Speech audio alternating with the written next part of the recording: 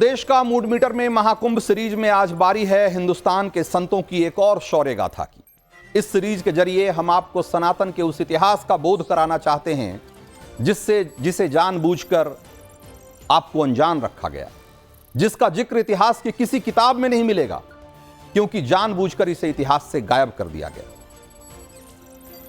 यह नागा साधुओं के शौर्य की एक और अनसुनी ऐतिहासिक गाथा है जो आपको रोमांच से भर देगी। आप जानकर चौंक जाएंगे कि जिस तरह 500 साल पहले बाबर की सेना ने अयोध्या में राम मंदिर पर हमला करके उसे तहस नहस कर दिया था, उस घटना के 325 साल बाद इस्लामिक कट्टरपंथियों ने हनुमानगढ़ी पर भी हमला बोला था। उसका नामो निशान मिटाने के लिए उन्होंने इस हमले को जिहाद का नाम दिया था, लेकिन बैरागी नागा साधुओं की वीरता के आगे उनकी एक नहीं चली। कट्टरपंथियों की फौज को नागा साधुओं ने गाजर मूली की तरह काट दिया था। ब्रिटिश इतिहास के दस्तावेजों में अयोध्या का यह युद्ध दर्ज है। अयोध्या का मतलब है जो कभी युद्ध में नहीं रहा, लेकिन सच तो यह है कि अयोध्या एक लंबे अरसे तक उसने अपने आप को बचाए रखने के लिए, अपनी विरासत को संजोए रखने के लिए उसने लंबी लड़ाइयां लड़ी, लेकिन हमारे इतिहास की किताबों में इसे जानबूझकर जगह नहीं दी गई। जानते हैं इसके लिए हवाला क्या दिया गया? कि ऐसी लड़ाइयां भारत में हिंदू मुसलमानों के बीच नफरत पैदा करेंगी। जबकि आपको जानकर हैरानी होगी कि इसी लड़ाई की आड़ लेकर भारत में अंग्रेजों ने वक्फ का कानून लागू किया था। तो सन 1857 की जिस लड़ाई को भारत का पहला स्वतंत्रता संग्राम नाम दिया गया, उससे ठीक 2 साल पहले यह धर्म युद्ध हुआ था, यानी कि सन 1855 में। हनुमानगढ़ी को बचाने के लिए हुई इस लड़ाई का नाता प्रयागराज के कुंभ से भी जुड़ता है। साल 1855 और फरवरी का महीना था। प्रयागराज में अर्धकुंभ चल रहा था। हनुमानगढ़ी की सुरक्षा में तैनात नागा साधुओं की छावनी प्रयागराज गई हुई थी। हनुमानगढ़ी को तहस नहस करने की साजिश मुगल सिपहसालार गुलाम हुसैन ने तभी शुरू किया।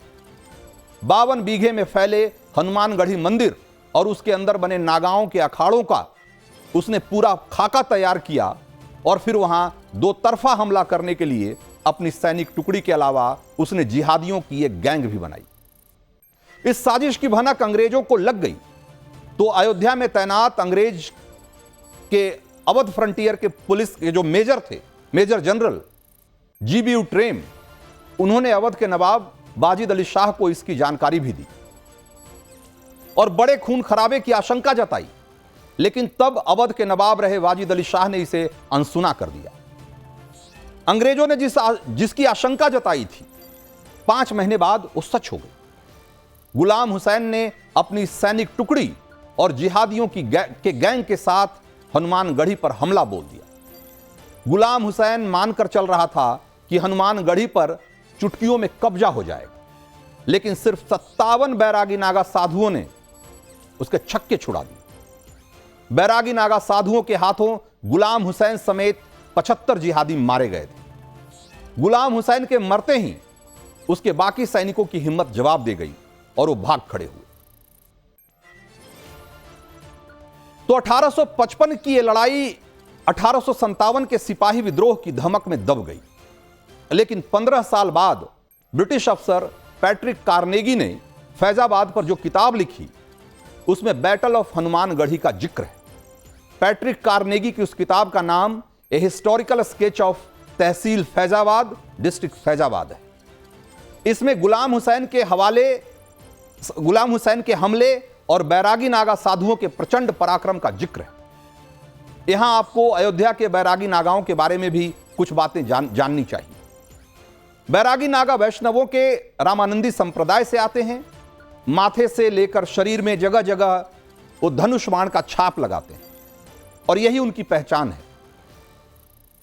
तो साधुओं के 13 अखाड़ों में रामानंदी संप्रदाय के 3 अखाड़े हैं। पहला दिगंबर अखाड़ा, जो कि एक तरीके से राजा माना जाता है। दूसरा निर्मोही अखाड़ा, यह एक तरीके से मंत्री या कमांडर की भूमिका में होता है। और तीसरा निर्वाणी अखाड़ा, ये सेना मानी जाती है। तो ये बैरागी नागा अपने गुरु या अखाड़े के कमांडर की आज्ञा का पालन बिना किसी सवाल के बिल्कुल आंख मूंद के करते हैं, उसी तरह जैसा नियम आज सेना के सिपाहियों के लिए भी होता है। नागा साधु और बैरागी नागा दोनों में क्या फर्क है, उन्हें कैसे पहचाने, वो अब आपको जरा दिखाते हैं। तो ये दोनों में बहुत ज्यादा फर्क नहीं है, लेकिन आप देखिए कि जो बैरागी जो नागा सन्यासी होते हैं ये कपड़े नहीं पहनते और एक रस्सी का कमरबंद भर बांधते हैं, जबकि जो नागा बैरागी होते हैं ये सफेद लंगोट भी पहनते हैं और बिना सिले हुए सफेद कपड़े भी धारण करते हैं। तो पहला तो यह है कि लिबास में अंतर। दूसरा, नागा सन्यासियों के गले में आपको रुद्राक्ष की माला दिख जाएगी और त्रिशूल की छाप होती है इनके शरीर पे, जबकि नागा बैरागी साधुओं के गले में तुलसी की माला होती है और धनुष बाण की छाप होती है इनके शरीर पे।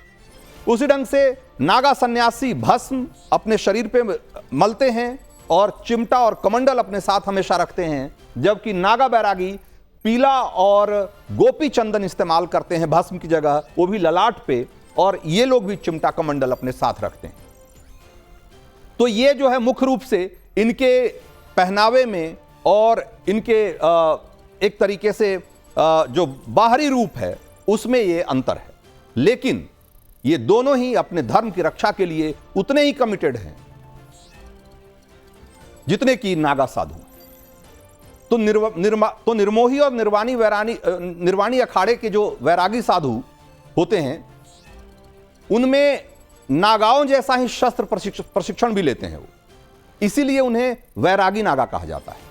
रामानंदी संप्रदाय के नागा साधु बालानंद ने 18वीं सदी में जब शस्त्रों की ट्रेनिंग के लिए रामानंदी अखाड़े की स्थापना की, तभी ये सारे नियम बना दिए गए थे और उसका पालन आज भी बहुत कड़ाई के साथ किया जाता है। 1855 की हनुमानगढ़ी की लड़ाई में बैरागी नागा गुलाम हुसैन की सैनिक टुकड़ी और जिहादी गैंग पर भारी पड़े, तो इसके पीछे इसकी दो बड़ी वजह थी। एक तो उनकी सैनिक ट्रेनिंग और दूसरा हनुमानगढ़ी पर हमले के लिए गुलाम हुसैन की तरफ से फैलाई गई अफवाह। बाबर के सेनापति मीर बाकी ने सन 1528 में अयोध्या में राम मंदिर को तोड़ा था। गुलाम हुसैन उसी तर्ज पर हनुमानगढ़ी को मिट्टी में मिलाना चाहता था और इतिहास में अपना नाम दर्ज कराना चाहता था। वो गाजी बनना चाहता था। इसके लिए उसने जो अफवाह फैलाई वो भी बहुत चौंकाने वाली। गुलाम हुसैन ने पूरे फैजाबाद में बात फैला दी थी कि हनुमानगढ़ी मस्जिद तोड़कर बनाई गई है और उसे हर हाल में हासिल करना है। तो गुलाम हुसैन के सेकंड लेफ्टिनेंट अमीर अली नाम के मौलवी ने इस बात को मुस्लिम तबकों में फैलाया और कट्टरपंथियों का एक गैंग जुटाया। बैटल ऑफ हनुमानगढ़ी के बाद इसको लेकर फैजाबाद में एक तरीके से नफरती माहौल भी एक लंबे समय तक बनाया गया। कहा गया कि इस लड़ाई में नमाज पढ़ रहे मुसलमानों को मारा गया, और वो भी 75 नहीं 270 के आसपास। यह झूठा दावा मौलवी अमीर अली का था, जो इस लड़ाई में बच गया था और फिर हनुमानगढ़ी पर हमले के लिए फैजाबाद के कट्टरपंथी जो गैंग है उसको उकसाने की कोशिश कर रहा था। लेकिन 1895 में छपी अंग्रेज अफसर मैक्लियॉड इनेस की किताब लखनऊ और अवध इन द म्यूटिनी के नाम से एक किताब है, उसमें उस किताब के 58 और 59 नंबर पेज पे इसका पूरा ब्यौरा है, जिसमें लिखा गया है कि मौलवी अमीर अली का यह दावा जांच में झूठा पाया गया। 1905 के फैजाबाद जिला गजेटियर में भी इस बात का पूरा ब्यौरा लिखा गया है। वक्फ की संपत्ति के नाम पर जिस तरह देश भर में कई हिंदू मंदिरों और गांवों पर कब्जा किया गया, हनुमानगढ़ी पर कब्जे के लिए भी वही चालाकी अपनाई गई। कहा गया कि अवध के नवाब ने हनुमानगढ़ी के अखाड़ों के लिए जो जमीनें दी थी वो वक्फ की थी। इसके जवाब में रामानंदी संप्रदाय ने 10वीं सदी से लेकर और उस समय तक के हनुमानगढ़ी मंदिर के सारे साक्ष्य, सारे प्रमाण सामने रख दिए, और इस तरह वैरागी नागाओं और उनके संप्रदाय ने हनुमानगढ़ी पर मुगलिया कब्जे की साजिश को नाकाम कर दिया। इसी विवाद में सन 1855 में पहली बार अंग्रेजों के सामने वक्फ संपत्ति का भी प्रस्ताव रखा गया, जिस पर उन्होंने उसी साल यानी कि 1855 में ही वक्फ कानून बना दिया, और तब से इस देश में वक्फ का कानून चला आ रहा है। दरअसल कट्टरपंथियों को यह बात खलती थी कि जिस अयोध्या में बाबर की सेना ने राम मंदिर को तोड़ दिया, वहां राम भक्त हनुमान के उस मंदिर को क्यों छोड़ दिया गया, जिसके बारे में पौराणिक मान्यता है कि भगवान राम ने जल समाधि लेने से पहले हनुमान जी को अयोध्या की गद्दी यहीं सौंपी थी। तो हनुमानगढ़ी मुस्लिम काल में भी सुरक्षित रहा, उस पर हमले की हिमाकत तो कोई नहीं कर पाया। तो इसकी वजह जो थी वो यही कि निर्वाणी अखाड़े के बैरागी नागा साधुओं का प्रचंड पराक्रम उनके सामने आ रहा था और बार बार हर साजिश को उन्होंने नाकाम किया।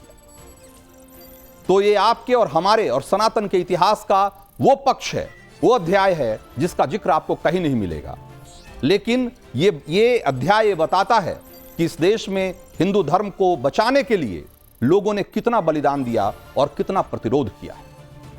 ये बात इसी महाकुंभ के बहाने हमको और आपको एक बार फिर से जानना चाहिए।